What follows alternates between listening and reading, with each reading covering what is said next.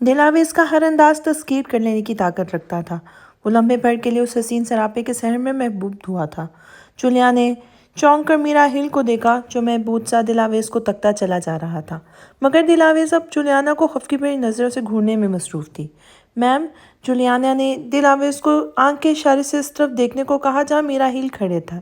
उसने जुलियाना के इशारे के ताक़ुब में गर्दन दोबारा मोड़ी ही थी कि मुलाजिम ने उसी लम्हे आहिल को मुखातिब किया था।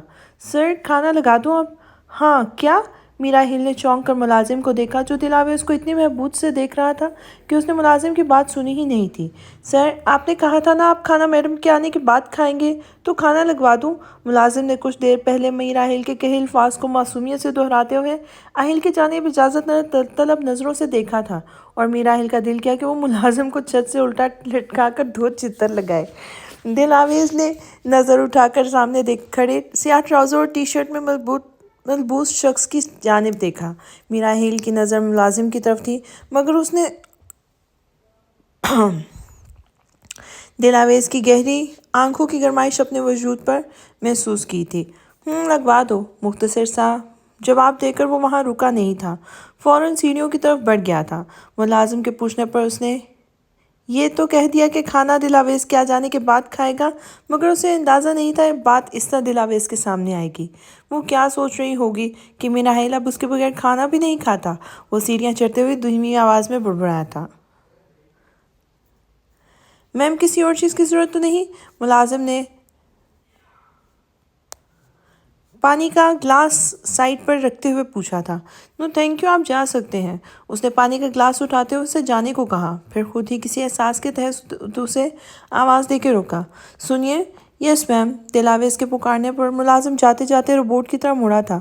सर, आज ऑफिस से घर कब आए? उसने लहजा सरसरी सा बना के पूछा था। मैम, सर आज 4 बजे ही घर आ गए थे, मुलाजिम ने मुतबाना अंदाज में जवाब दिया था।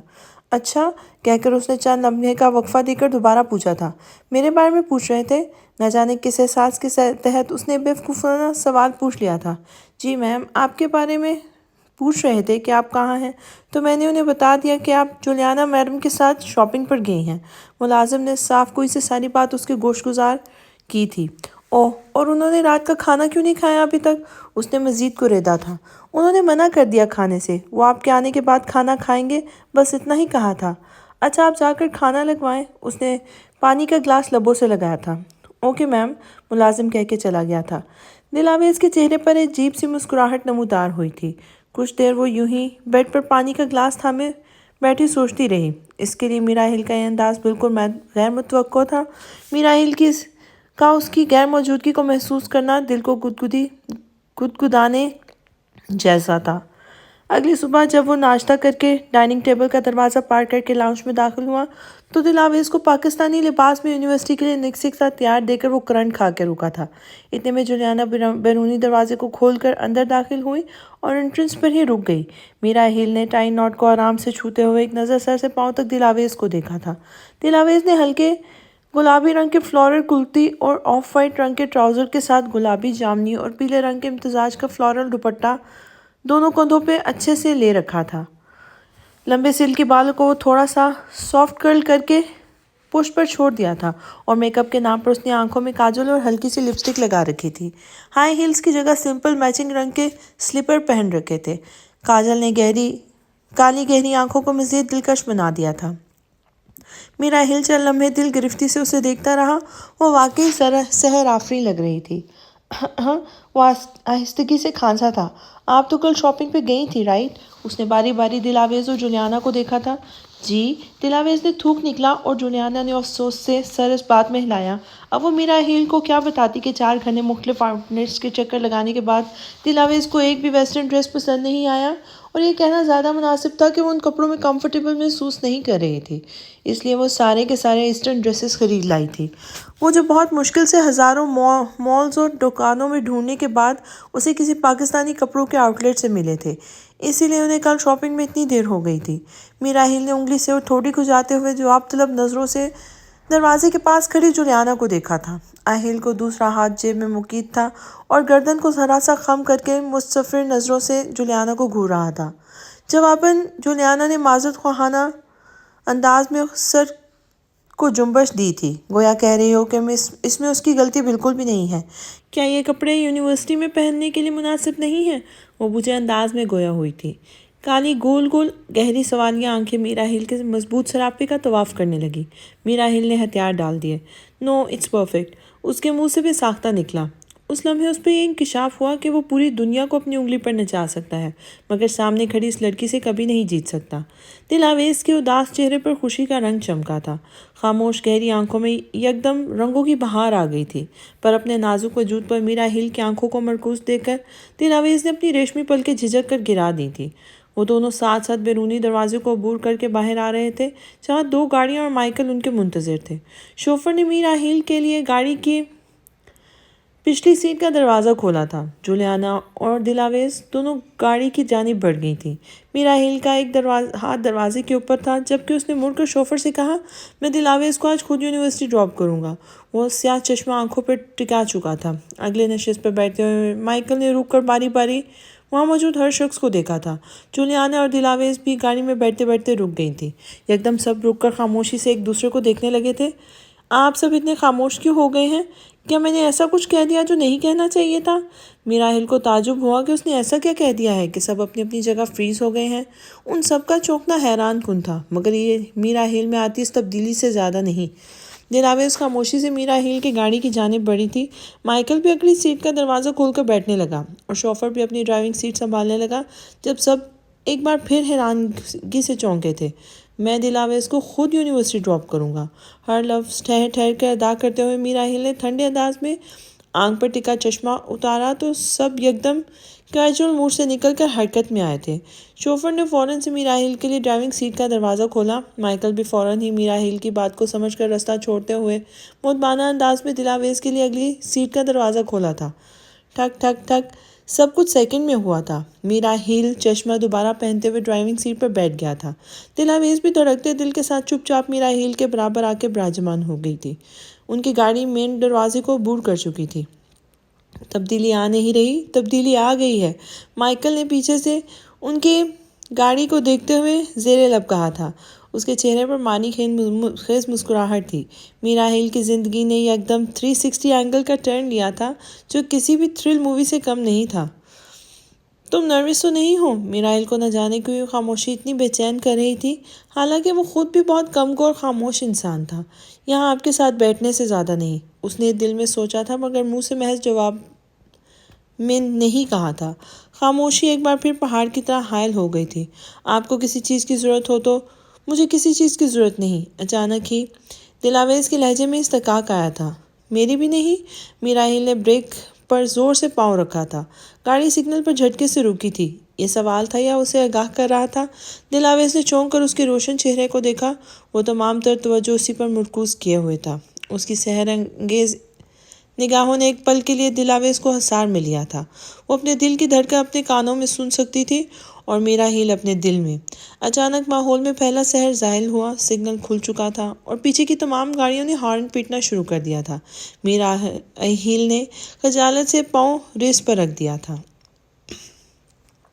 کمرہ اندھیرے کی زد میں تھا۔ کمرے کی چھت تک جاتی کھڑکیوں پر پردے پڑے تھے، یوں کہ سورج کی روشنی اندر داخل نہیں ہو پا رہی تھی۔ زلیخا بنا چاپ کے خاموش کمرے کا دروازہ کھول کر وہیں دروازے پر کھڑی ہو گئی تھی۔ اس کی پشت سے روشنی پھوٹ رہی تھی جو سامنے زمین پر ان کا عکس کھینچ رہی تھی۔ انہوں نے زمین دیوار پر ہاتھ مارا تو یکدم تاریک کمرہ روشنی میں نہا گیا۔ ریما اچانک روشنی آنکھ پر پڑنے کی وجہ سے جھنجھلائی تھی۔ اور کتنے دن چلے گا تیرا یہ ڈرامہ؟ زلیخا دروازہ مقفل کر کے فوراً بستر کے پاس آئیں جہاں وہ بیڈ کے گراؤنڈ سے ٹیک لگائے گمسم بیٹھی تھی۔ جواباً اس نے خالی نظروں سے زلیخا کو دیکھا تو وہ فوراً خجالت سے بولی، دیکھ میں نے بھی جو بھی کیا تیری خوشیوں کے لیے کیا۔ وہ مصنوعی اپنائیت سے اس کے گال کو چھونے لگی، مگر ریما نے فوراً اپنا منہ پیچھے کر لیا تھا۔ میری خوشیاں کس کے لیے؟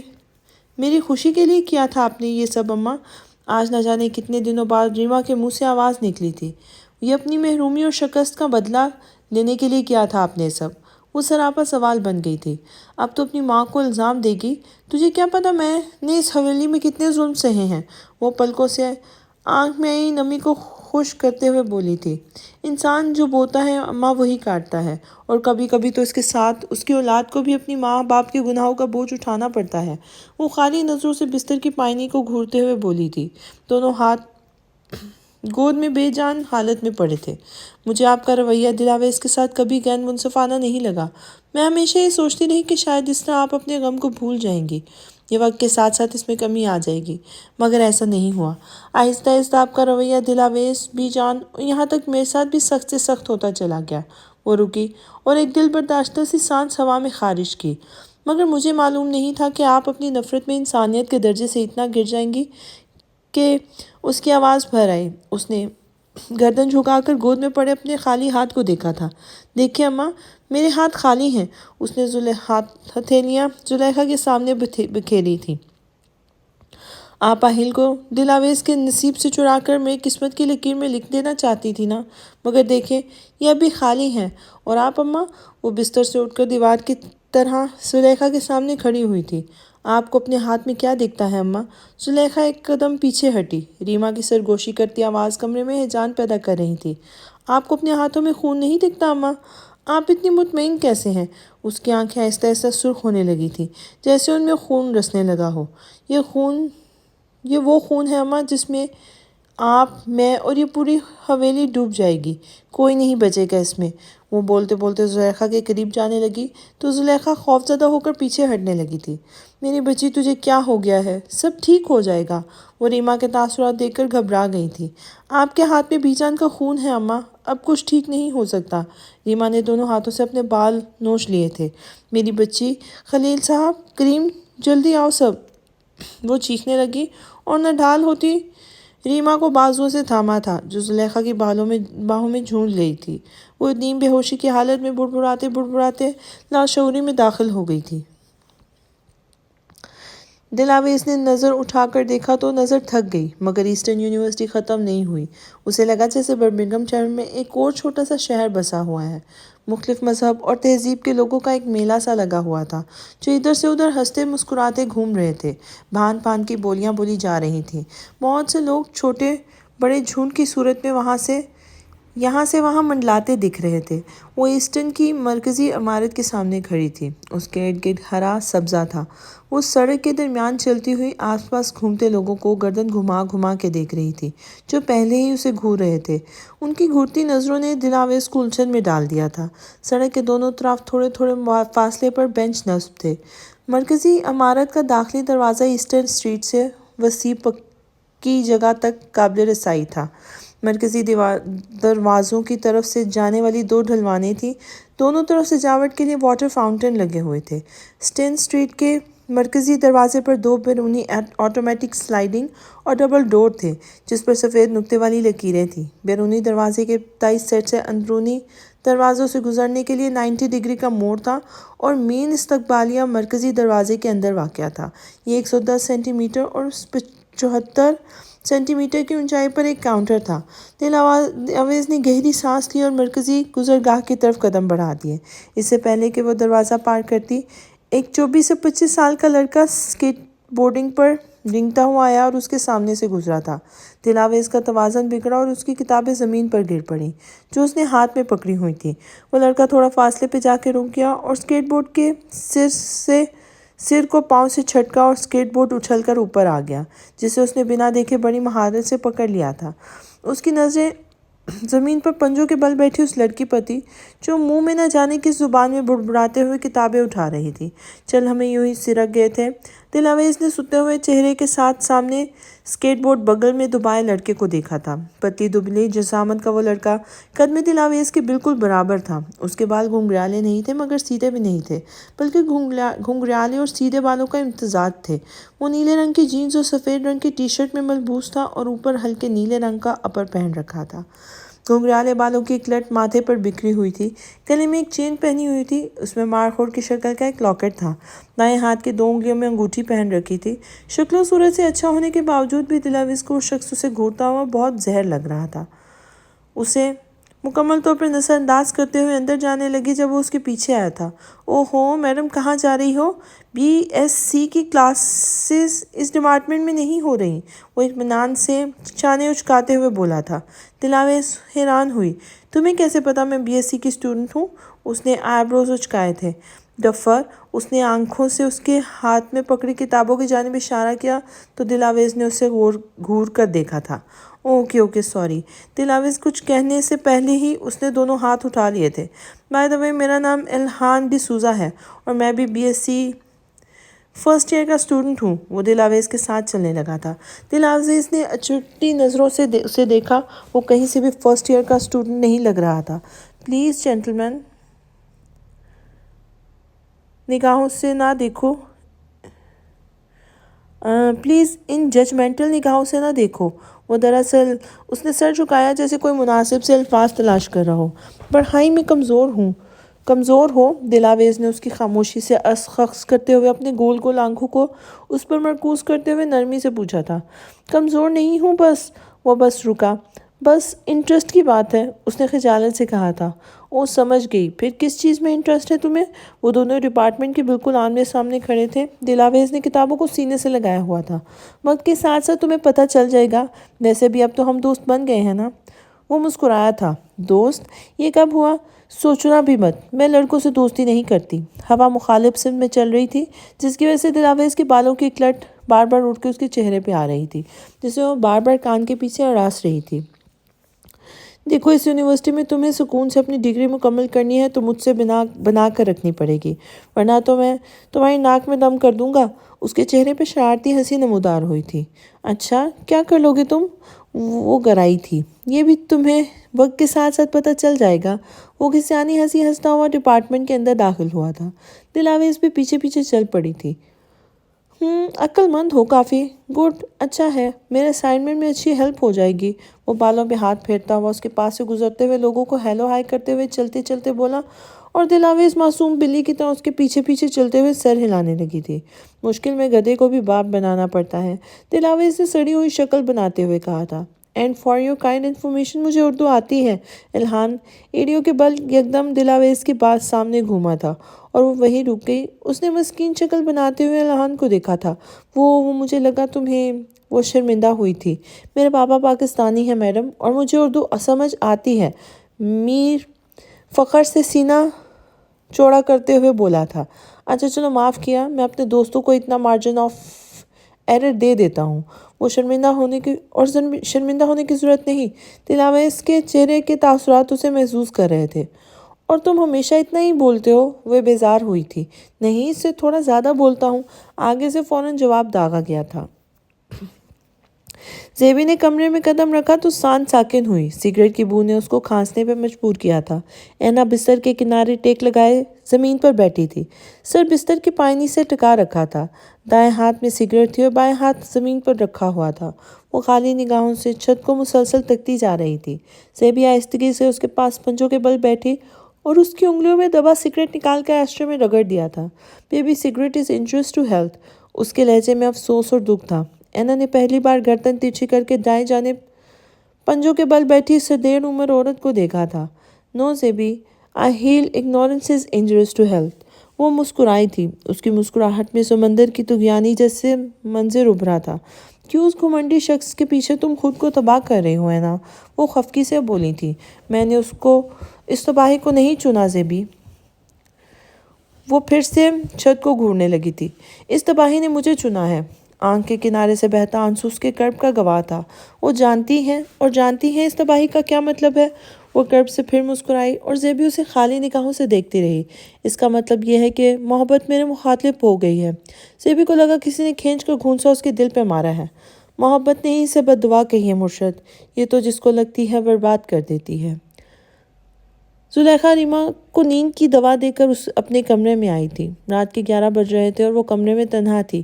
تیز ہواؤں کا رخ حویلی کی جانب تھا شاید۔ کھڑکی کا پردہ تیز ہوا کے جھونکے سے پھڑ پھڑانے لگا۔ وہ یکدم گھبرائی تھی۔ ہوا کی خاموش سرسراہٹ نے کمرے کا ماحول عجیب کر دیا تھا۔ زلیخا نے فوراً کھڑکی کے دونوں پٹ بند کر دیے اور پردہ برابر کر دیا۔ کمرے میں اس قدر خاموشی تھی کہ گھڑی کے کانٹوں کی آواز صاف سنائی دے رہی تھی۔ اس نے ماتھے پر آئے پسینے کو دائیں ہاتھ کی ہتھیلی سے رگڑا اور سیدھا باتھ روم میں گھس گئی۔ نل کھول کر وہ کچھ لمحے پانی کو گھورتی رہی، پھر ہاتھ کے پیالے میں پانی بھر کر چہرے پہ مارنے لگی۔ جیسے ہی انہوں نے چہرے پہ پانی ڈالا تو سامنے شیشے میں نصب آئینے میں خود کو دیکھا اور پل بھر کے لیے ساکت ہو گئی۔ ان کے دونوں ہاتھوں اور چہرے پر خون لگا ہوا تھا۔ انہوں نے زور زور سے آنکھیں جھپکائیں، نل سے پانی کی جگہ خون بہہ رہا تھا۔ وہ دونوں ہاتھ منہ پہ رکھ کر زور سے چلائیں اور ہڑبڑی میں ان کا پاؤں باتھ روم کی ٹائل پر پھسلا، سر زمین سے ٹکرایا اور آنکھ کے سامنے یکدم ایک کالا سایہ منڈلایا تھا۔ اس کالے سائے میں زلیخا کو بی جان کا خوفناک سا عکس دکھائی دیا اور پھر یہ عکس اچانک غائب ہو گیا۔ یہ وہ خون ہے اماں جس میں آپ، میں اور یہ پوری حویلی ڈوب جائے گی۔ یہ وہ آخری سرگوشی تھی جو زلیخا کی سماعتوں میں گونجی تھی اور ان پر بے ہوشی طاری ہو گئی تھی۔ وہ پورے حماق سے لائبریری میں بیٹھی کسی کتاب کا مطالعہ کر رہی تھی جب الہان چمپینزی کی طرح کہیں سے نکل کر اس کے مقابل رکھی کرسی پہ آ بیٹھا تھا۔ دلاویز پہلے ٹھٹکی، پھر بیزاری سے اسے دیکھا تھا۔ تمہیں کس بات کی جلدی الہان؟ چراغ سے نکلے ہوئے جن کی طرح کہیں سے بھی نمودار ہو جاتے ہو، اس نے صفحہ پلٹتے ہوئے کہا تھا۔ اور تمہیں کیا درد ہے دلاویز؟ ہمیشہ ہٹلر کی طرح سڑی ہوئی کیوں رہتی ہو؟ کبھی ہنس لیا کرو، مسکرا لیا کرو۔ اسی کے انداز میں بولا تو دلاویز کے کندھے ڈھلکے تھے۔ اچھا اوکے ٹھیک ہے، کام کیا ہے بولو؟ اس نے کتاب بند کرتے ہوئے کہا تو الہان ٹیبل پر رازداری سے جھکتے ہوئے قریب آیا تھا۔ کسی لڑکی کو اپنے دل کی بات بتانی ہو تو کیسے بتائی جائے؟ وہ سرگوشی والے انداز میں بولا تھا۔ سوچنا بھی مت الہان ڈسوزا، میں شادی شدہ ہوں، وہ تیوری چڑھا کر بولی تو الہان نے مصنوعی بیزاری سے مسکراتے ہوئے دلاویز کو گھور کر دیکھا تھا۔ یہ سامنے تارے دیکھ رہی ہو؟ یہ اگر اس لیے بھی ہوتے تو میں تمہارے لیے نہیں توڑتا۔ الہان نے دیوار پہ لگے ایک پینٹنگ کی جانب اشارے کرتے ہوئے کہا تھا جس میں ایک منظر، رات کا منظر تھا اور آسمان پر ستارے پینٹ کیے ہوئے تھے۔ اوہو، وہ اس کی بات سمجھ گئی تھی۔ اچھا مجھے نہیں معلوم کہ کسی کو اپنے دل کی بات کیسے بتائی جاتی ہے۔ اس کے لہجے میں ہلکی سی اداسی گھل گئی تھی جسے الہان نے محسوس نہیں کیا تھا۔ کیا تم اپنے شوہر کو کبھی اظہار محبت نہیں کیا؟ سوال دو ٹوک تھا۔ دلاویز کو سمجھ نہیں آیا وہ اس سوال کے جواب میں کیا کہے تو اس نے بات بدلتے ہوئے کہا، تم یہ سب چھوڑو، پہلے یہ بتاؤ کہ کس کے نصیب قسمت خراب کرنے کا ارادہ ہے تمہارا؟ وہ آج کل تمہیں پک کرنے آئی تھی، بس اسی کے نصیب کھولنے کا سوچ رہا ہوں۔ وہ شانے اچکاتے ہوئے بولا تھا، کیا تم جولیانا کی سوری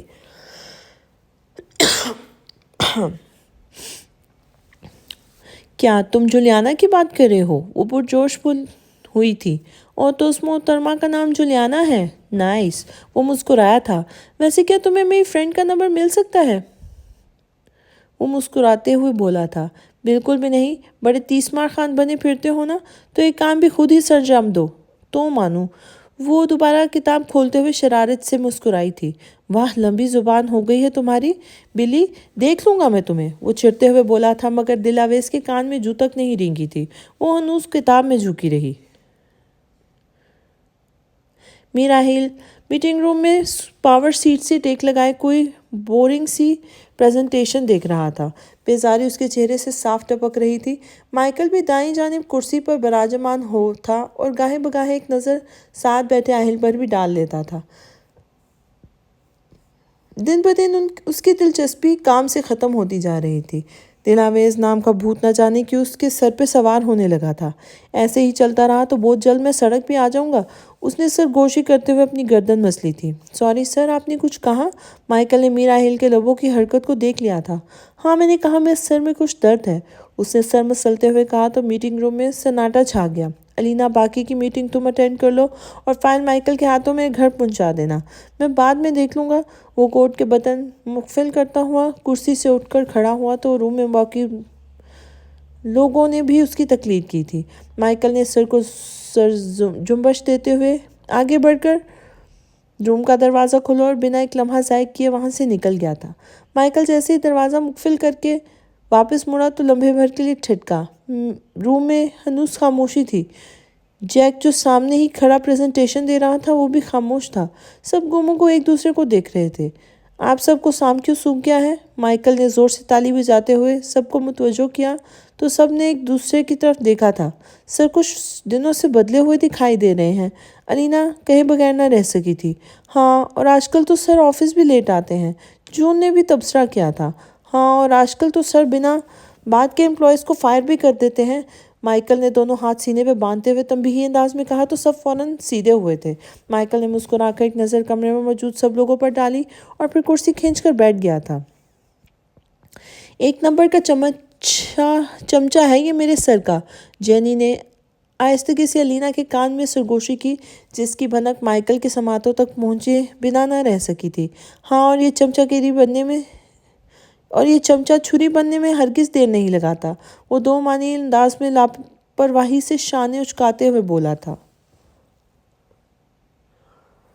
بات سنو بلی، تم نے پروفیسر جبران کی پریزنٹیشن پر کام کرنا شروع کر دیا؟ وہ ایک بار پھر سے کسی جن کی طرح پیچھے سے نمودار ہوا تھا اور دلاویز کا ایپل جوس اس کے کپڑوں پہ گرتے گرتے بچا تھا۔ نہیں، اس نے برہمی سے منہ بناتے ہوئے جواب دیا تھا۔ کیوں، کس بات کا انتظار ہے آپ کو محترمہ؟ اس نے دلاویز کو ایپل جوس چھینتے ہوئے کہا اور ایک سانس میں ہڑپ کر لیا۔ الحان، تمہیں شرم آتی ہے؟ وہ چڑ گئی تھی۔ ہیں، شرم؟ یہ کس رنگ کی ہوتی ہے؟ وہ ڈھٹائی سے ہنستے ہوئے کہا تو دلاویز نے اپنا سر پکڑ لیا تھا۔ نہ جانے کون سا گناہ ہوا ہے مجھ سے جو مجھ پر تم مسلط ہو، وہ رونی صورت بناتے ہوئے بولی تھی۔ اچھا، اب لمبی مت کرو، یہ بتاؤ پریزنٹیشن کیوں نہیں بنائی ابھی تک؟ وہ ایپل جوس کا ڈسپوزیبل گلاس 4 فٹ دور رکھے ڈسٹ بن میں اچھالتے ہوئے گویا ہوا تھا۔ وہ میرے پاس لیپ ٹاپ نہیں ہے، وہ منمائی تھی۔ کیا، تم نے اب تک لیپ ٹاپ نہیں خریدا؟ دلاویز، وہ دبا زبا سے چلایا تو دلاویز نے اس بات میں سر ہلایا تھا۔ حد ہے بھئی، چلو چل کے پہلے تمہارا لیپ ٹاپ لیتے ہیں اور پلیز تھوڑا جلدی کرو، پرسوں یہ پریزنٹیشن جمع کروانی ہے۔ وہ بنا کچھ سنے آگے بڑھ گیا۔ دلاویز نے بھی بادل نخواستہ قدم آگے بڑھائے تھے۔ ایسٹن سے نکل کر تقریباً 10-15 منٹ کی واک کے بعد دونوں ہی دی اسکوائر شاپنگ سینٹر کے سامنے والی سڑک پہ کھڑے تھے۔ کتنا دور ہے یہ مال؟ چل چل کے میرا پاؤں درد کر رہا ہے، وہ دھوپ کی وجہ سے آنکھوں پہ ہاتھ سے سایہ کرتے ہوئے بولی تھی۔ میں نے تو تمہیں آفر کی تھی، مگر تم پر ہی پیدل چلنے کا بھوت سوار تھا۔ وہ اپنے کاواساکی ننجا کی چابی انگلی میں گھماتے ہوئے بولا تھا۔ نہیں، مجھے اپنی جان سے عزیز ہے، اور ویسے بھی کوئی بے وقوف کم عقل پاگل ہی ہوگا جو تمہاری گاڑی کا دروازہ کے پر پہ تمہاری کاواساکی پر بیٹھے گا۔ وہ سر کو دائیں سے بائیں ہلاتے ہوئے بولی تھی۔ خبردار، جو میری بیبی کو ایک لفظ بھی کچھ کہا تو وہ گرایا تھا۔ یقین کرو، جسے بھی خودکشی کا شوق ہوگا نا، وہی تمہاری بائک پہ بیٹھے گا۔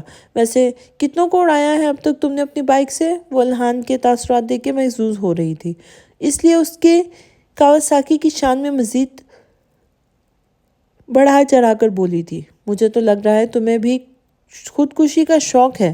اب تم بھی دیکھ لینا، ورنہ سب سے پہلے تمہیں ہی اڑاؤں گا۔ وہ ناک چڑھاتا ہوا آگے بڑھ گیا تھا اور دلاویز بھی شرارت سے مسکراتے ہوئے اس کے پیچھے چل پڑی تھی۔ میرا ہل گاڑی کی پچھلی نشست پر آرام سے ٹیک لگا کر بیٹھا کھڑکی سے باہر جھانک رہا تھا۔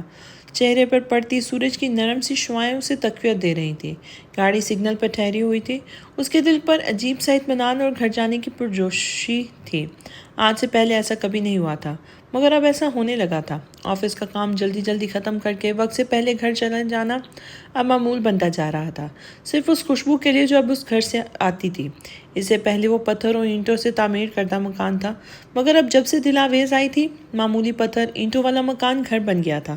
کچن سے آتی خوشبو اور ہر روز ڈائننگ ٹیبل پر نت نئے پکوان، یہ سب اس کی عادتیں خراب کر رہے تھے۔ اور پہلی بار ایسا ہوا تھا کہ میرا ہل نے اپنے آپ کو بندشوں کی زنجیروں میں جکڑا نہیں تھا، مگر سیکنڈ لگے تھے اس کا اطمینان اور سکون غارت ہونے میں۔ اس نے ایک جھٹکے میں آنکھوں پر ٹکے سیاہ چشموں کو نوچتے ہوئے ہٹایا۔ سگنل کے سامنے والی سڑک پر دلاویز کسی لڑکے کے ساتھ ہنستی مسکراتی نظر آ رہی تھی۔ اسے لگا سورج کی نرم شعاعیں اس کے جسم میں پیوست ہو جائیں گی۔ میرا ہل نے چشمے کو اتنی زور سے مٹھی میں بھینچا کہ چشمہ ٹک کی آواز کے ساتھ ٹوٹ گیا۔ میرا ہل کی آنکھیں یکدم سرخ ہوئی تھیں۔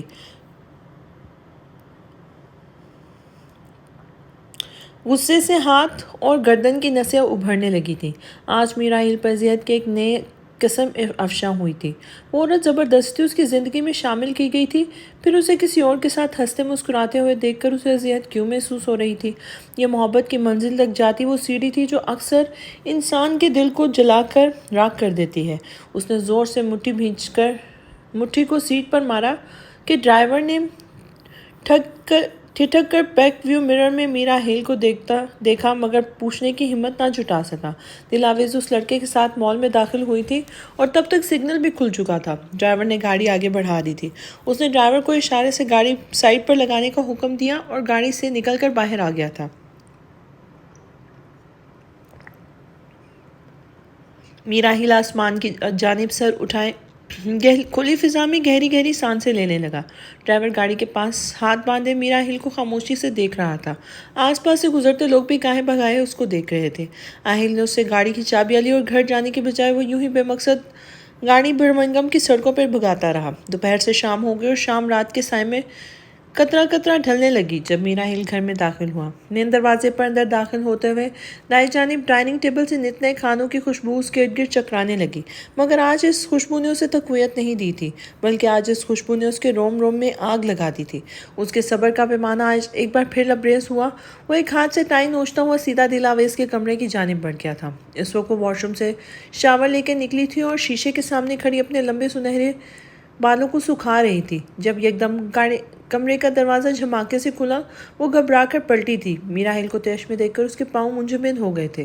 میرا ہیل نے دیکھا کہ بستر پہ ایک برانڈ نیو چمکتا ہوا لیپ ٹاپ رکھا ہوا ہے اور سیکنڈز لگے تھے میرا ہیل کو وہ لیپ ٹاپ اٹھا کے دیوار پر مارنے میں، اور دھڑ سے وہ چمکتا ہوا لیپ ٹاپ بہت سے ٹکڑوں میں تقسیم ہو گیا تھا۔ دلاویز اس کا غضبناک غصہ دیکھ کر ڈر کے کمرے سے بھاگنے لگی۔ میرا ہیل نے جھمٹ کر پیچھے سے اس کی نازک دودھیا کلائی کو اپنے مضبوط ہاتھوں میں جکڑ لیا اور اسے دھکیلتا ہوا پیچھے دیوار تک لے آیا تھا۔ اس کی گرفت اس قدر سخت تھی کہ دلاویز کے سخت متورم ہونٹوں سے سسکی خارج ہوئی تھی، مگر میرا ہیل کے دل کو موم کرنے میں ناکام رہی تھی۔ پلیز آہیل، مجھے تکلیف ہو رہی ہے، چھوڑیں۔ اس کی سیاہ آنکھیں آنسو ابلنے لگی تھی۔ اور میری تکلیف کا کیا دلاویز؟ وہ دل خون رنگ ہوتی آنکھیں اس کے فک ہوتے چہرے پر گڑاتے ہوئے بولا تھا۔ اگر آپ کو میری موجودگی سے اتنی تکلیف تھی تو آپ چھوڑ دیتے۔ آپ مجھے چھوڑ کیوں نہیں دیتے؟ وہ اپنی کلائی چھڑاتے ہوئے بولی تھی۔ کیا کہا تم نے؟ وہ غصے سے ایک بار پھر دھاڑا، مگر اس بار دلاویز نہیں سہمی، بلکہ اپنی بھیگی پلکیں اٹھا کر ہمت سے آہیل کے سرخ آنکھوں میں دیکھا تھا۔ آپ کو مجھ سے نفرت ہے نا؟ نم آنکھیں اور بھیگا لہجہ۔ دلاویز کی گہری کالی آنکھوں نے اس کے دل میں ہلچل مچا دی تھی۔ میرا ہیل نے تن مزاجی سے دلاویز کے کندھے اور سینے پر بکھرے بالوں کو پیچھے کیا اور آہستہ سے اس کی کان پہ جھکا تھا۔ میرا ہیل کے وجود سے اٹھتی خوشبو نے دلاویز کو مدہوش کر دیا تھا، مگر اگلے ہی لمحے اس کا وجود برف ہوا تھا۔ اس کی نگاہوں میں بے یقینی ابھری۔ مجھے نفرت کا سہارا لینے کی ضرورت نہیں، میری محبت ہی تمہیں تڑپانے کے لیے کافی ہے۔ اس نے دلاویز کے کان میں سرگوشی کرتے ہوئے اسے ایک جھٹکے سے پیچھے کیا تھا اور وہ ایک بار پھر دیوار سے ٹکرائی تھی۔ یاد رکھنا، آج سے تمہاری ہر سانس پہ صرف میرا ہیل کے نام کا پہرا ہوگا۔ وہ ایک قدم قریب آیا۔ دونوں کے درمیان کا فاصلہ بہت تھوڑا رہ گیا تھا۔ یہ رشتہ چاہے جن حالات میں بھی جڑا ہو، اگر مجھ سے بے وفائی کی تو تمہاری جان قبض کر لوں گا۔ وہ ترشتی سے بول کر کمرے سے نکل گیا اور دلاویز کو لگا کسی نے اسے کیچڑ میں دھکا دیا ہے۔ وہ وہیں دیوار کے ساتھ بیٹھتی چلی گئی۔ آنسو لڑکیوں کی مانند اس کی گلابی گال پر بہنے لگے تھے۔ اس نے کرچے ہوئے لیپ ٹاپ کے ٹکڑوں کو ملال سے دیکھا اور لمحوں میر آہیل کے رویے کو سمجھ گئی تھی۔ اس شخص کے ساتھ بتایا ہوا ہر لمحہ خراج مانگتا تھا۔ میرا ہیل بہت عجیب تھا، کبھی چاند کی طرح ٹھنڈک دیتا اور اگلے ہی لمحے سورج کی طرح جھلسا دیتا۔ وہ چاند اور سورج کا امتزاج تھا، نہ سمجھ میں آنے والی ایک داستان۔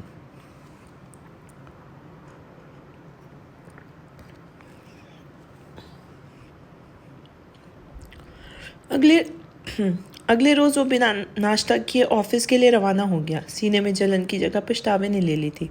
دلاویز کے کردار کی گواہی وہ آنکھیں بند کر کے دے سکتا تھا۔ ہر گزرتے لمحے کے ساتھ اس کا ملال بڑھتا جا رہا تھا۔ آنکھ کی پتلیوں پر اس کی کالی گہری سیاہ آنکھیں اور ان میں تیرتی نمی بار بار دکھائی دے رہی تھی۔ آپ کو مجھ سے نفرت ہے نا؟ یہ سوال اس کے دل پر بار بار تیل کی طرح لگ رہا تھا۔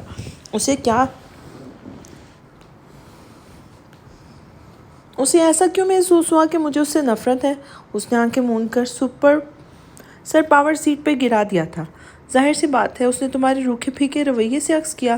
اندر کہیں سے آواز آئی تو وہ سیدھا ہو کر بیٹھ گیا اور اپنے اطراف میں دیکھنے لگا۔ خود کو تھکانے کی ضرورت نہیں ہے آہل، اپنے دل کی سنو، سارے جواب مل جائیں گے۔ ایک بار پھر اس کی سماعت میں وہ آواز گونجی تھی۔ اس نے ٹھٹک کر اپنے دل پہ ہاتھ رکھا۔ اس کا دل اس لمحے تیزی سے دھڑک رہا تھا۔ ماتھے پر پسینے کی ننھی منھی بوندیں تھیں، حالانکہ اسی فل سپیڈ پر چل رہا تھا۔ مجھے سائیکالوجسٹ کی ضرورت ہے شاید۔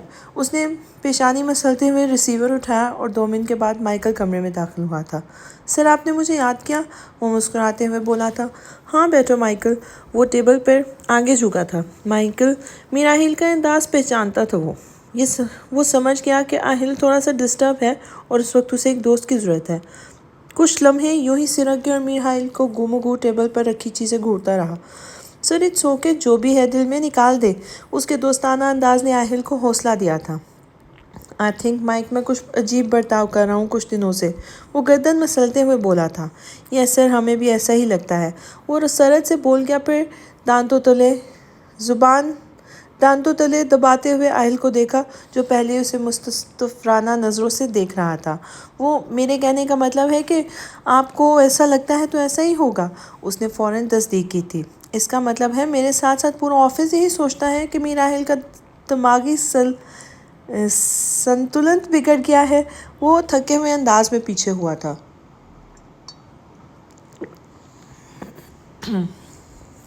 سر اس طرح تو ہوتا ہے اس طرح کے معاملات میں۔ وہ سر کھجاتے ہوئے ممنایا تو آہل نے آئی برو جھکا کر اسے دیکھا تھا۔ کس طرح کے معاملات؟ مائیکل ذرا کھل کے بیان کرو گے؟ مائک نے خجالت سے سر جھکا دیا تھا۔ سر اپنے دل کی سنیں سر، وہ جھکی گردن کے ساتھ مسکرا کے بولا تھا۔ وہ چونکا اور کرسی دھکیل کر پاور سیٹ کے پیچھے جا کر دونوں ہاتھ جیب میں ڈال کر کھڑا ہو گیا تھا۔ اس کی پشت مائیکل کی طرف تھی، جس حقیقت سے آپ کو آپ کا دل بار بار کروائے گا شاید سائیکالوجسٹ نہ کر پائے۔ وہ اس کی پشت گھورتا رہا اور میراحیل شیشے سے باہر نظر آتے برمنگھم کو۔ آپ انسان ہیں، روبوٹ نہیں۔ آپ کا حق ہے خوشیوں پر۔ یہ بات کرتے ہوئے اس کا دل نہ جانے کیوں ہمک رہا تھا۔ میراحیل کو یکدم اپنے کندھے ہلکے محسوس ہوئے اور اس کی آنکھیں تر ہوئی تھیں۔ اس نے پلٹے بغیر ہی ذرا سی گردن ترچھی کر کے مائیکل کو دیکھنے کی کوشش کی۔ مائیکل بہت اداس دکھائی دے رہا تھا۔ میراحیل کے چہرے پر نرم سی مسکراہٹ بکھر گئی۔ بظاہر وہ اس کا پی اے تھا، مگر یہ بات محض وہ دونوں جانتے تھے کہ وہ آپس میں کس طرح کا بانڈ شیئر کرتے ہیں۔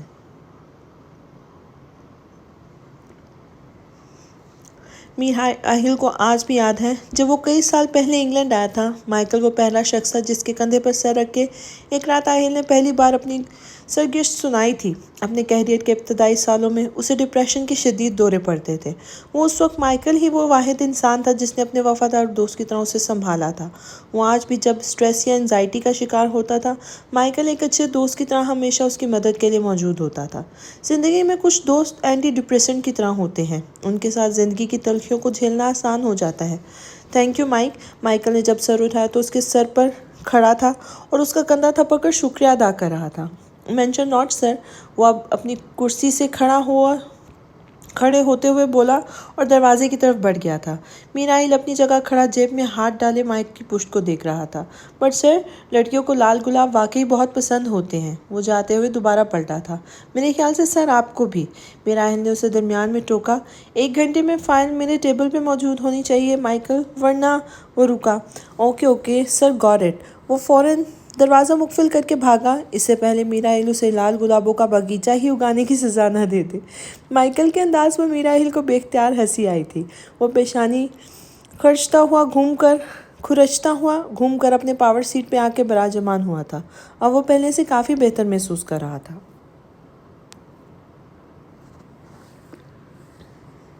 زلیخا کو ٹھیک ہونے کی کوئی امید ڈاکٹر صاحب؟ میر خلیل نے کمرے کا دروازہ مقفل کرتے ہوئے ڈاکٹر صاحب سے استفسار کیا تھا، جو پچھلے 15 منٹ سے بستر پہ کسی بے جان لاش کی طرح پڑی تھی۔ وہ سب کچھ سن اور سمجھ تو سکتی تھی مگر کچھ بول نہیں سکتی تھی اور نہ خود سے ہل جل سکتی تھی۔ دیکھیں میر سردار، میں آپ سے کھل کے بات کروں گا۔ سر، یہ چوٹ بہت گہری ہے اور انٹرنل بلیڈنگ کی وجہ سے ان کا کیس کافی بگڑ گیا ہے اور ایسی کنڈیشن میں ان کی سرجری کرنا ان کی جان کے لیے خطرہ ہو سکتا ہے۔ وہ صحن عبور کر کے بیرونی دروازے تک آ چکے تھے۔ فی الحال ہمیں ان کو دوائیوں سے زیادہ ٹریٹ کرنا پڑے گا۔ آپ بے فکر ہو جائیں، مجھ سے جتنا ہو سکے گا میں کروں گا، وہ میر خلیل سے مصافحہ کرتے ہوئے بولے تھے۔ آپ کا بہت بہت شکریہ ڈاکٹر صاحب۔ میر خلیل نے سر کو خم دیتے ہوئے انہیں گاڑی میں بیٹھ کر روانہ کیا اور کچھ دیر پرسوچ نظروں سے ان کی گاڑی کو دور تک جاتے دیکھا تھا۔ وہ جیسے ہی واپس اندر کو پلٹے، صحن کے مہلکہ زینے پر ریما کو گمسم سا کھڑے پایا۔ وہ فوراً اس کی طرف لپکے تھے۔ بکھرے بال، اجڑا ہوا حلیہ اور بے جان آنکھیں۔ اپنی بیٹی کو ایسے حلیے میں دیکھ کر میر خلیل کا دل ہمک کر رہ گیا تھا۔ کیا حال بنا رکھا ہے میری گڑیا نے اپنا! انہوں نے اسے شانوں سے پکڑ کر سینے سے لگایا تھا۔ نہ جانے کس کی نظر لگ گئی میرے گھرانے کو۔ وہ دکھی تھے، مگر وہ بنا کسی تاثر کے ان کے سینے سے لگی سنتی رہی۔ ہمارے ساتھ برا ہمارے اعمال کی وجہ سے ہی ہوتا ہے بابا جان۔ اب وقت آ گیا ہے کہ ہم اپنی غلطیوں کا بوجھ اٹھائیں، نہ کہ کسی دوسرے پہ ڈالیں۔ میر خلیل نے اسے خود سے جدا کرتے ہوئے اس کی آنکھوں میں دیکھا۔ وہاں ویرانی ہی ویرانی تھی۔ یہ وہ ہنستی کھیلتی بے حساب باتیں کرتی ریما نہیں تھی، یہ تو کوئی اور ہی تھی۔ میر خلیل کے ہونٹوں پر قفل لگ گیا۔ وہ حیرانگی سے اپنے لختے جگر تکتے چلے گئے تھے۔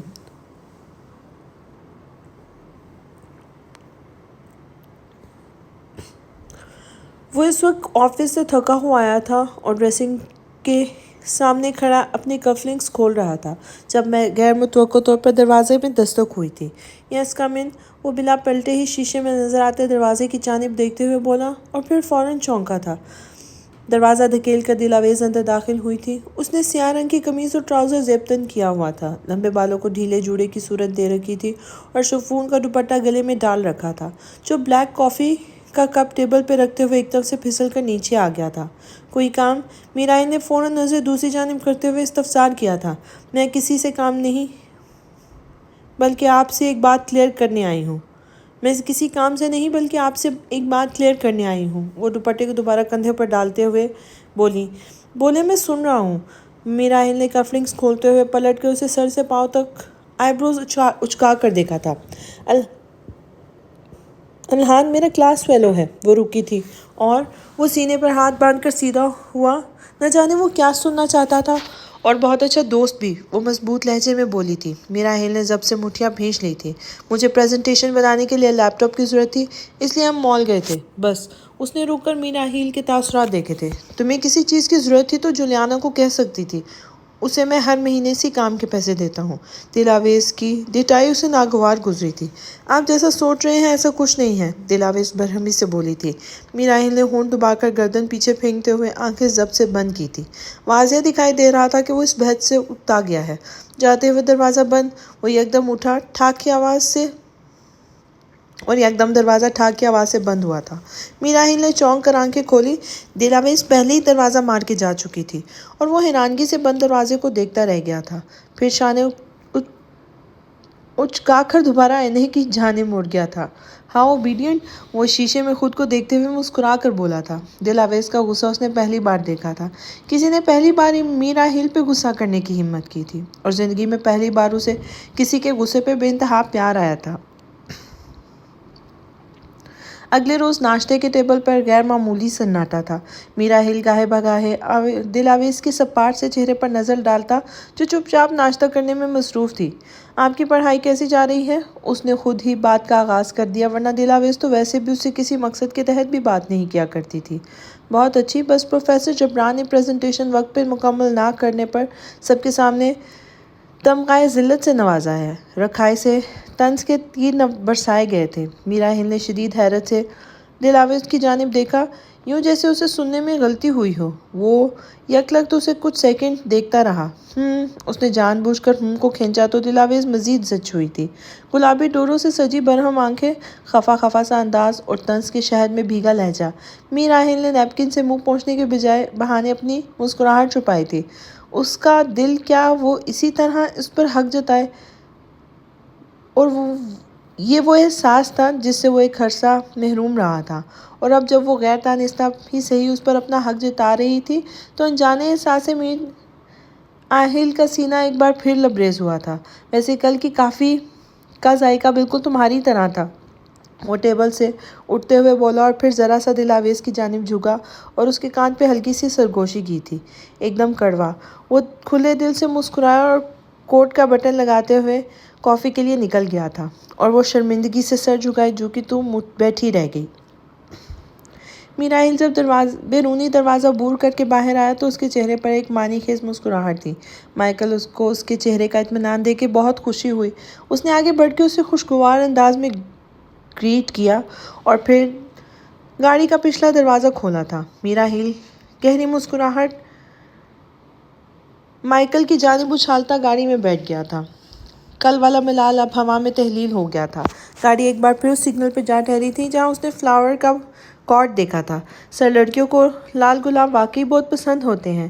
مائیکل کا مذاق میں کہا جملہ اس کے کانوں میں گونجا تو وہ سر جھکا کے ایک بار پھر مسکرایا تھا۔ خیال تو ذہن میں آ گیا تھا مگر اسے عملی جامہ پہنانا وہ کیسے پہناتا، یہ ایک بہت بڑا معمہ تھا، کیونکہ آخرکار کو وہ تھا تو میرا ہل اتنی آسانی سے اپنی انا کا پرچم کیسے جلا سکتا تھا۔ میر خلیل ایزی چیئر پر خاموشی سے بیٹھے بستر پہ لیٹی زلیخا کو گہری نظروں سے دیکھ رہے تھے۔ وہ سفید کاٹن کی شلوار قمیص میں ملبوس تھی اور کتھئی رنگ کی چمکدار سی شال کندھوں پر ڈالے رکھی تھی۔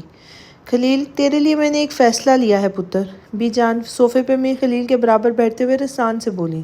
جی بی جان، وہ مودبانہ سر خم کرتے ہوئے بولے تھے۔ میں نے تیری شادی کا فیصلہ کیا ہے۔ رابعہ اسی وقت پانی کا گلاس لے کر لاؤنج میں داخل ہوئی تو میر خلیل نے کنکیوں سے رابعہ کے نازک سراپے کو دیکھا تھا۔ رابعہ تو دیکھتے ہی اس کی آنکھیں جل ترنگ ہو گئی تھیں مگر اگلے ہی پل انہیں لگا کسی نے اس کے کان میں گرم سیسا پگھلا کر ڈال دیا تھا۔ میں نے تیری اور زلیخا کی شادی کا فیصلہ کر لیا ہے، وہ میر خلیل کے سر پہ پیار کرتے ہوئے بولی۔ بی جان، مگر زلیخا تو فیصل بھائی کے ساتھ منسوب ہے، ان کو سمجھ نہیں آیا کہ وہ کیا کہیں۔ معلوم ہے پتر، مگر فیصلہ ہماری رابعہ کو پسند کرتا ہے اور مجھے بھی رابعہ بھلی لگتی ہے۔ یہ مسکرا کر رابعہ کی جانب دیکھتے ہوئے بولی تو وہ شرما کر لاؤنج سے باہر نکل گئی تھی۔ مجھے امید ہے پتر تو اپنی بی جان کی زبان کا مان رکھے گا۔ وہ انہیں آس سے دیکھنے لگی تھی۔ میر خلیل نے بے بسی سے آنکھوں میں ٹوٹے سپنوں کی کشیاں سمیٹتے ہوئے نظریں جھکا دی تھیں۔ ارمانوں کے بکھرنے کی جلن نے آنکھوں کو دھندلا سا کر دیا تھا، پر میر خلیل کے لبوں سے شکایت کا ایک لفظ نہیں پھسلا تھا۔ انہوں نے بنا ہاں کہے ہی بی جان کے آگے سر تسلیم خم کر دیا تھا۔ دوسرے کسی شخص کی محبت میں مبتلا دو لوگوں نے ایک ساتھ زندگی گزار لی تھی اور یہ ظلم کی انتہا تھی۔ میر خلیل نے زور کی آنکھیں بند کی تو آنکھوں کے کنارے سے آنسو کی لڑی بہہ نکلی تھی۔ ادھوری محبت کی چبھن ہر سانس کے ساتھ دل میں ایک نئے سرے سے چھید کرتی ہے، چاہے جتنا وقت گزر جائے، کتنے ہی موسم بیت جائیں، مگر وہ تکلیف جو کی تو ہی رہتی ہے، اس میں رتی برابر فرق نہیں پڑتا۔ 23 برس گزر جانے کے بعد بھی میر خلیل کو لگتا تھا یہ تکلیف نئی نئی سی ہے۔ زلیخا کو شادی کے بعد یہ اندازہ ہو گیا تھا کہ میر خلیل بھی اپنے دل میں کہیں نہ کہیں رابعہ کے لیے نرم گوشہ رکھتے ہیں۔ ان کی زندگی میں دو مرد تھے، ایک وہ جسے زلیخا کو محبت ہوئی تھی اور دوسرا وہ جو زبردستی ان کی زندگی میں شامل کیا گیا تھا، اور افسوس کہ دونوں کے دل میں ایک ہی عورت تھی اور وہ عورت زلیخا نہیں تھی، اور یہ وہ مات تھی جس نے زلیخا کا سینہ بری طرح چھلنی کر دیا تھا۔ وہ لاکھ کوششوں کے بعد بھی زلیخا کو وہ مقام نہیں دے سکے جہاں رابعہ راج کرتی تھی۔ اس کے لمبے خوبصورت بال، کالی گہری آنکھیں، چمکدار گوری رنگت اور اونچا لمبا قد وہ خوبصورتی کی ایک اعلیٰ مثال تھی، اور یہی وجہ تھی کہ وہ دل آویز سے ریما سے بھی بڑھ کر محبت کرتے تھے۔ دل آویز ہو بہو اپنی ماں رابعہ جیسی تھی، وہی بال، وہی آنکھیں، وہی خوبصورت نین نقش۔ دل آویز کی طرف ان کا جھکاؤ بھی زلیخا سے ڈھکا چھپا نہیں تھا، اس لیے وہ دل آویز کو بھی قبول نہیں کر سکی تھی۔ آج یونیورسٹی سے واپسی پر دل آویز گھر جانے کی بجائے گھر سے کچھ فاصلے پر واقع ایک کافی شاپ کی طرف آ گئی تھی۔ اس وقت وہ اور جولیانا کافی شاپ کی ایک پرسکون گوشے میں موجود ایک ٹیبل پر آمنے سامنے بیٹھی تھی۔ خیریت میم، آپ کافی ڈسٹرب نظر آ رہی ہیں، جولیانا نے اس کا ستا ہوا چہرہ دیکھ کر سوال کیا تھا۔ پہلے تو تم مجھے میم کہنا بند کرو۔ دل آویز نے آنکھیں گھماتے ہوئے اسے تنبیہ کی تو وہ مسکرانے لگی۔ دل آویز کو جولیانا کا خود کو میم پکارنا بالکل بھی پسند نہیں تھا۔ اوکے دل آویز، آپ کیوں اداس ہیں؟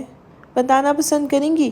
کیا پتہ میں آپ کی مدد کر سکوں؟ وہ ٹیبل پر باہیں پھیلاتے ہوئے بولی۔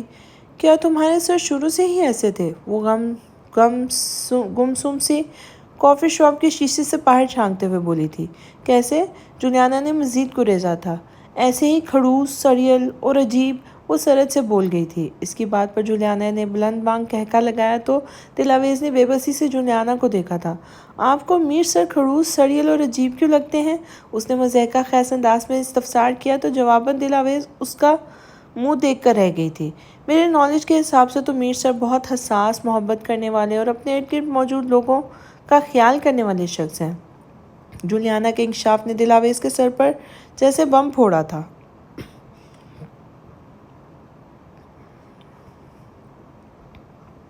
ہیں؟ کیا تم یہ باتیں میرا ہل کے بارے میں کہہ رہی ہو؟ اسے اپنی سماعتوں پر یقین نہیں آیا تھا۔ اپنی آنکھوں سے گلے شکوے کی پٹی ہٹا کر کبھی ان کو دیکھنے کی کوشش کریں گی تو آپ کو اندازہ ہوگا کہ وہ آپ کے آرام اور خوشی کے لیے بھی کتنی ایفرٹس کرتے ہیں۔ وہ مسکرائی تھی۔ دلاویز کے ہونٹوں پر مارے شرمندگی کے قفل لگ گیا تھا۔ ویٹر ٹیبل پر ایک ہاٹ چاکلیٹ اور کیپوچینو کا ایک کپ رکھ کر جا چکا تھا۔ میں ایک لو مڈل کلاس فیملی سے تعلق رکھتی ہوں۔ میرے بابا میر سر کی کمپنی میں ایک معمولی سے کلرک کی جاب کرتے تھے۔ وہ رکی، کب سے اٹھتے بھاپ کی جانب اس کے پیچھے اس کا چہرہ نظر آیا۔ چہرہ اب آہستہ آہستہ دھندلا رہا تھا۔ انہیں کینسر ڈائگنوسس ہو گیا تھا۔ لمحے بھر کی خاموشی۔ میر سر نے آخری وقت تک ان کی بہت خدمت کی۔ ان کے علاوہ علاج کے خرچے سے لے کر میری ایجوکیشن تک کے تمام اخراجات انہوں نے خود اٹھائے۔ دلاویز نے جولیانا کے ہاتھ پر اپنا ہاتھ رکھ کر آہستگی سے دبایا تو وہ نم ہوتی آنکھوں سے ہلکا سا مسکرائی تھی۔ میر سر آج بھی ہمارے گھر کے تمام اخراجات اٹھا رہے ہیں۔ میری چھوٹی بھائی بہنوں کی ایجوکیشن فیس بھی وہی پے کرتے ہیں۔ ہوا میں ایک دم یاسیت سے گھل گئی تھی۔ میر سر خڑوس نہیں ہیں دلاویز، بس آپ کو انہیں دیکھنے کا زاویہ بدلنا ہوگا اور یہ سمجھنا ہوگا کہ وہ کیوں اس طرح پیش آ رہے ہیں۔ اس کے معمولی سے مشورے نے اس کی سوچ کا صفحہ ہی پلٹ دیا تھا۔ تھینک یو جولیانا، تم بہت اچھی ہو۔ وہ گرم جوشی سے اس کا ہاتھ اپنے ہاتھوں میں لیتے ہوئے بولی اور پھر ایک دم دل پہ ہاتھ رکھتے ہوئے چیخی تھی۔ الہام چپکلی کی طرح شیشے کی دیوار سے منہ لگائے اسے باہر سے گھور رہا تھا اور اندر سے دیکھو تو وہ واقعی 5 فٹ 7 انچ کی زہریلی چھپکلی ہی لگ رہا تھا۔ دلاویز نے اسے منہ ہی منہ میں نتنے ہلکا بات سے نوازا تھا۔ یہ کون ہے دلاویز؟ جولیانا اپنے بلند ہوتے ہوئے کہکے کو روکتے ہوئے بولی تھی۔ جی، اس ناچیز کو الہام ڈسوزا کہتے ہیں۔ اتنے میں الہام کافی شاپ کے اندر آ چکا تھا اور اب جولیانا کے ہاتھ کی پشت چومتے ہوئے اپنا تعارف کرا رہا تھا۔ تم یہاں بھی شروع ہو گئے؟ دلاویز نے افسوس سے سر ہلاتے ہوئے ہاٹ چاکلیٹ کا ایک گھونٹ بھرا تھا۔ تاریخ گواہ ہے کہ جہاں بھی خوبصورت لڑکیاں موجود ہوتی ہیں، الہان جیسا خوبصورت اور ڈیسرنگ شخص وہاں خود بخود پہنچ جاتا ہے۔ وہ ایک کرسی کھینچ کے بیٹھ گیا تھا۔ بڑی خوش فہمیاں ہیں لوگوں کو، دلاویز نے لقمہ دیا تھا۔ ہاں، وہ الگ بات ہے، یہاں صرف ایک ہی خوبصورت لڑکی موجود ہے۔ اس نے جولیانا کی آنکھوں میں دیکھتے ہوئے اپنے دانتوں کی نمائش کی تھی۔ جولیانا کو الہان بہت کیوٹ لگا تھا۔ وہ تمام تر توجہ اس پر مرکوز کیے ہوئے تھی۔ یہ ہاٹ چاکلیٹ دیکھ رہے ہو نا؟ یہ میں تمہارے سر پہ انڈیل دوں گی اگر کوئی بھی فضول بات کی۔ ہر جگہ جن کی طرح حاضر ہو جاتے ہو۔ وہ چڑ گئی تھی۔ میں تمہارے سڑے ہوئے سوال کا جواب دینا پسند کرتا اگر میرے سامنے اتنی پیاری لڑکی نہ بیٹھی ہوتی۔ الہان کی بات پر جولیانا نے بلش کیا، جس پر دلاویز نے اسے گھور کے دیکھا تھا۔ اچھا پلیز اب آپ دونوں لڑیں مت۔ جولیانا نے ہاتھ بلند کر کے دونوں کو ٹوکا، پھر اپنا رخ الہان کی طرف کیا تھا۔ آپ کون ہیں اور اس طرح دندناتے ہوئے ہمارے ٹیبل پر کیوں بیٹھ گئے ہیں؟ وہ دلاویز کا دل رکھنے کے لیے مصنوعی سنجیدگی کے ساتھ بولی تھی۔ میں آپ کی دوست دلاویز کا کلاس فیلو اور بہت اچھا بلکہ چہیتا دوست ہوں۔ وہ دلاویز کے ہاتھ سے ہاٹ چاکلیٹ کا مگ لیتے ہوئے بولا تھا۔ حد ہوتی ہے غریب، کبھی کچھ پیسے اپنے پیسوں سے بھی لے لیا کرو۔ اور پہلی بات تو ٹھیک ہے، مگر یہ جو اس نے دوسری بات کہی ہے نا، سراسر جھوٹ ہے۔ وہ ناک پھلاتے ہوئے بولی تو جولیانا کھلکھلا کر ہنس دی تھی۔ اوف، آپ دونوں کتنا لڑتے ہیں۔ اس نے اپنا سر پکڑ لیا تھا۔ میں نہیں، یہ بلی لڑتی ہے مجھ سے۔ میں تو ایک معصوم بھولا بھالا سا شریف انسان ہوں۔ وہ اپنی شرٹ کا کالر آگے کرتے ہوئے مصنوعی معصومیت سے بولا تھا۔ جی، مجھے معلوم ہے آپ کتنے شریف ہیں۔ اب یہاں سے تشریف لے جانے کا کتنا لوگے تم؟ دلاویز تیوری چڑھا کر بولی تھی۔ اپنی زبان منہ میں رکھنے کا کتنا لوگے تم؟ الہان نے بھی ان کا جواب پتھر سے دیا تھا۔ اور لڑائی ختم کرنے کا کتنا لیں گے آپ دونوں؟ جولیانا نے دونوں کو بے بسی سے دیکھا اور اگلے ہی پل تینوں کھلکھلا کر ہنس پڑے تھے۔ اینا اورنگزیب آفس کی راہداری میں دونوں ہاتھ کوٹ کی جیب میں مقید کیے بڑے اطمینان سے میراحل کے آفس کی سمت جا رہی تھی۔ اس نے سیاہ رنگ کی جینز اور سفید ٹی شرٹ کے اوپر کافی براؤن کلر کا لمبا سا کوٹ پہن رکھا تھا۔ پیروں میں سیاہ رنگ کی چمکدار لانگ بوٹس پہن رکھے تھے جو ٹخنوں سے کچھ اوپر تک آ رہے تھے۔ بالوں کو تھوڑا سا کرل کر کے کندھوں پر پھیلا رکھا تھا۔ چہرے پر کسی بھی قسم کے میک اپ سے پاک تھا۔ اس کی آنکھیں لال سرخ ہو رہی تھیں اور گلابی چہرہ ستا ہوا نظر آ رہا تھا۔ اس نے ہاتھ ابھی دروازے کی ہینڈل پر رکھا تھا کہ مائیکل نے اسے پیچھے سے روکا تھا۔ میم سر ابھی مصروف ہیں۔ اینا نے انگارہ ہوتی نظروں سے گردن ترچھی کر کے مائیکل کو مسکرا کے دیکھا تھا۔ مائیکل کو اپنی ریڑھ کی ہڈی میں ہلکی سی سنسناہٹ محسوس ہوئی تھی۔ اس کی مسکراہٹ چٹان سے بھی زیادہ سخت تھی۔ وہ مزید کچھ نہیں کہہ سکا تھا۔ اینا اورنگزیب دروازہ دھکیلتے ہوئے آفس میں داخل ہو گئی تو مائیکل بھی اس کے پیچھے پیچھے آفس کے اندر آ گیا تھا۔ میراحل کی انگلیاں کی بورڈ پر متحرک تھیں۔ وہ کام میں کافی مصروف دکھائی دے رہا تھا اور اینا اورنگزیب کے اچانک آمد نے اسے ڈسٹرب کر دیا تھا۔ اس نے آئی برو چکا کر اینا اورنگزیب کو دیکھا اور اس کے پیچھے آتے مائیکل کو۔ سوری سر مگر میراحل نے ہاتھ جھلا کر اسے باہر جانے کو کہا تو وہ ان دونوں کو تنہا چھوڑ کر باہر چلا گیا تھا۔ میں تمہارا بچپنا مزید برداشت نہیں کروں گا اینا۔ وہ لیپ ٹاپ کی اسکرین نیچے کرتے ہوئے اطمینان سے پاور سیٹ پر ٹیک لگاتے ہوئے تنبیہی انداز میں بولا تھا۔ میں بھی تمہاری بے رخی اب مزید برداشت نہیں کروں گی آہل۔ کہتے ہوئے 2 قدم مزید قریب آئی تھی۔ خاموش کمرے میں اینا اورنگزیب کے بوٹس کی ٹھک ٹھک نے آہل کے ماتھے پر سلوٹوں کا جال بچھا دیا تھا۔ دلاویز میری بیوی ہے۔ وہ سابقہ انداز میں کرسی کو دائیں بائیں جھلاتے ہوئے بولا تھا۔ You are rejecting me Aahil? You know I am a crazy bitch۔ اس نے ٹیبل پر دونوں ہتھیلیاں جما کر جھکتے ہوئے آہل کی نظروں میں جھانکا تھا۔ Touch her if you dare اینا۔ I know I am unforgivable۔ وہ تھوڑا سا آگے کو جھکتے ہوئے اس کی آنکھوں میں آنکھیں گاڑتے ہوئے اسی کے انداز میں بولا بلکہ اسے خبردار کیا تھا۔ اینا کے چہرے پر سرد مسکراہٹ برقرار تھی مگر اس نے اپنی نظریں میراحل کے چہرے سے نہیں ہٹائی تھیں۔ ٹھیک ہے میراحل، ایسا ہے تو ایسا ہی صحیح۔ وہ بنا پلٹتے ہوئے پیچھے ہٹتے ہوئے بولی تھی۔ آفس سے نکلتے ہی اینا کے تاثرات مزید سخت ہوئے تھے۔ مائیکل نے دور سے اسے آفس کی راہداری عبور کرتے ہوئے دیکھا تھا۔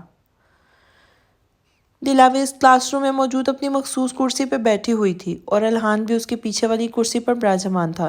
لیکچر شروع ہونے میں ابھی 10 منٹ باقی تھے۔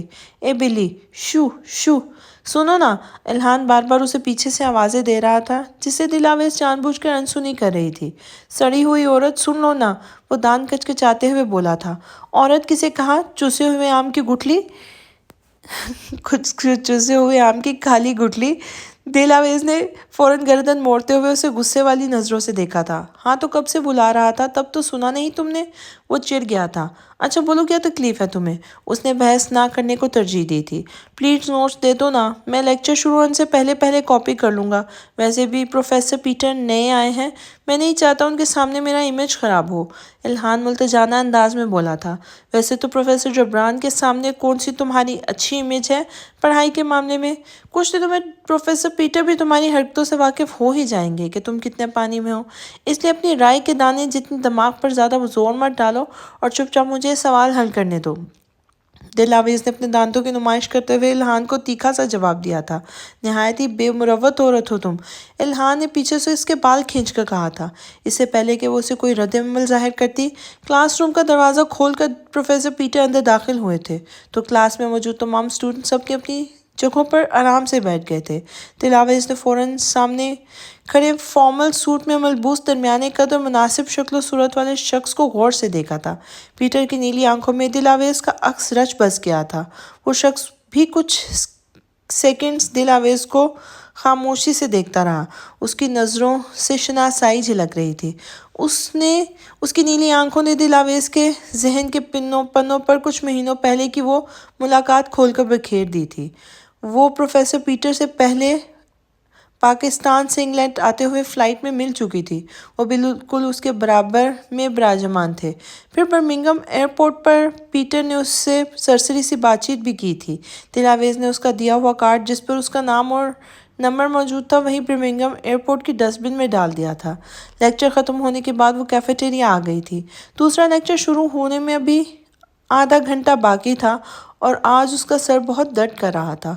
وہ کاؤنٹر سے کافی کا کپ اٹھا کر تھوڑے فاصلے پر رکھے ٹیبلوں میں سے ایک پر آ کے بیٹھ گئی اور پھر اپنے بیگ سے ایک سیاہ جلد والی کتاب نکالی اور کچھ لکھنے لگی۔ کافی کا سپ لیتے لیتے وہ پورے ناک سے کتاب میں کچھ لکھ رہی تھی جب اس کی نظر سیاہ رنگ کے جوتوں پر پڑی جس کا رخ اسی کی طرف تھا۔